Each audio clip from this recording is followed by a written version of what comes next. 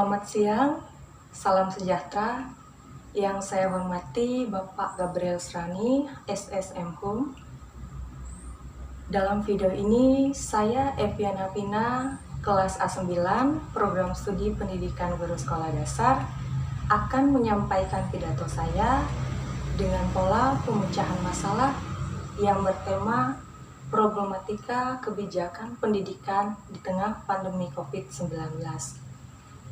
Video ini dibuat dengan tujuan sebagai ujian praktek dalam pemenuhan tugas akhir mata kuliah retorika. Di tengah pembatasan sosial akibat pandemi COVID-19, kerja keras para tenaga pendidik selama ini sudah seharusnya kita apresiasi. Kebijakan physical distancing memaksa berubahnya proses dalam kebijakan pendidikan. Hal ini memunculkan berbagai macam problematika.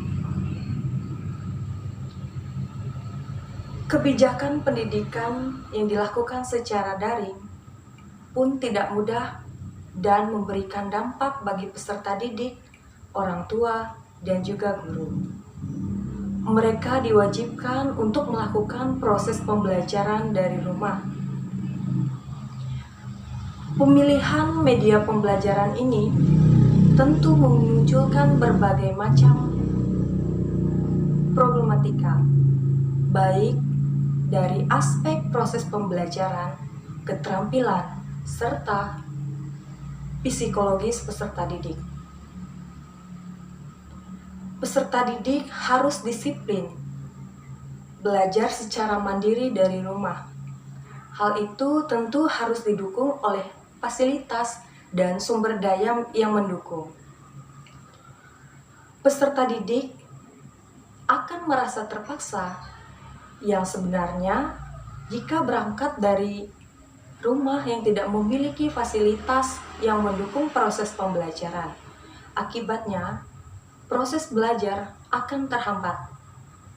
Selain itu, proses adaptasi terhadap pembelajaran yang tadinya proses pembelajaran dilakukan secara langsung di dalam kelas, pada saat ini harus dilakukan dalam pemodelan dalam jaringan. Secara tidak langsung, hal ini memberikan dampak terhadap daya serap peserta didik. Selain itu, dampak selanjutnya berkaitan dengan produktivitas orang tua. Yang tadinya orang tua sibuk bekerja di rumah atau di luar rumah, pada saat ini harus bertanggung jawab membimbing dan mendampingi anak mereka belajar dari rumah. Dan banyak orang tua yang mengatakan bahwa saat mereka menjelaskan berbagai macam mata pelajaran dan membimbing anak mereka mengerjakan tugas, tidak semudah yang dibayangkan. Selanjutnya, dampak yang terjadi akibat pandemi ini tentu terletak pada tenaga pendidik. Sebagai tenaga pengajar, mereka tentu memiliki kewajiban dalam proses pembelajaran peserta didiknya.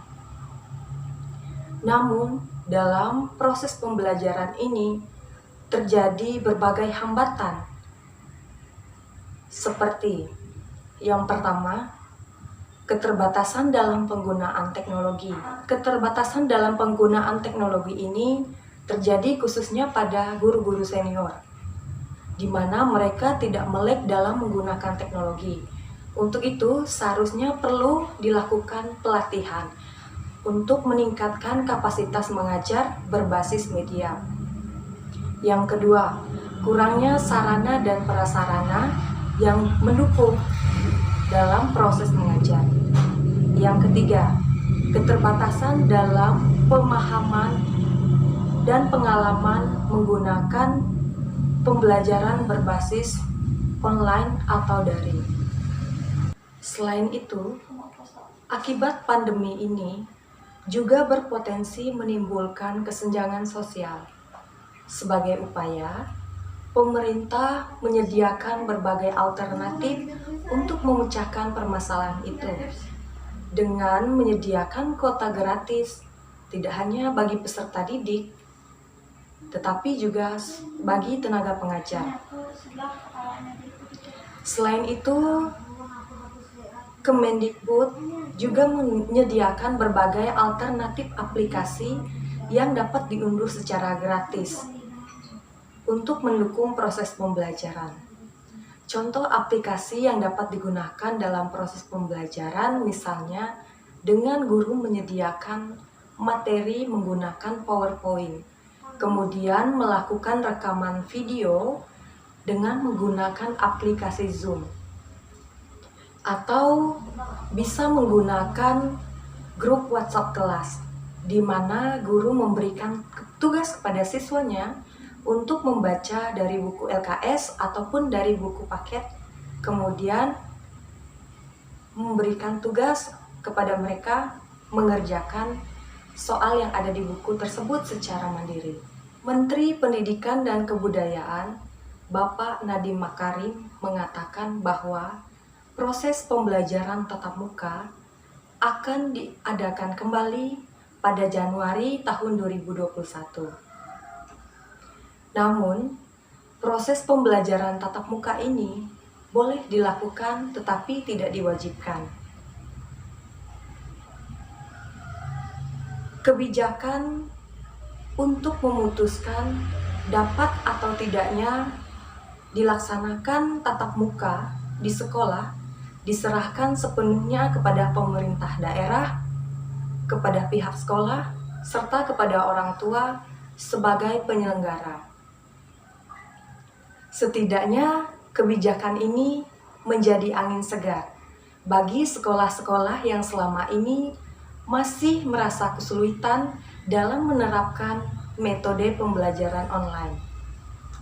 Untuk itu, sudah seharusnya pihak sekolah mendukung kebijakan ini dengan menaati protokol kesehatan, seperti menyediakan alat pengukur suhu tubuh, menyediakan tempat cuci tangan, menyediakan hand sanitizer, serta guru dan siswa wajib menggunakan masker sebagai upaya pencegahan penularan virus dan sebagai bentuk dukungan untuk kebijakan ini.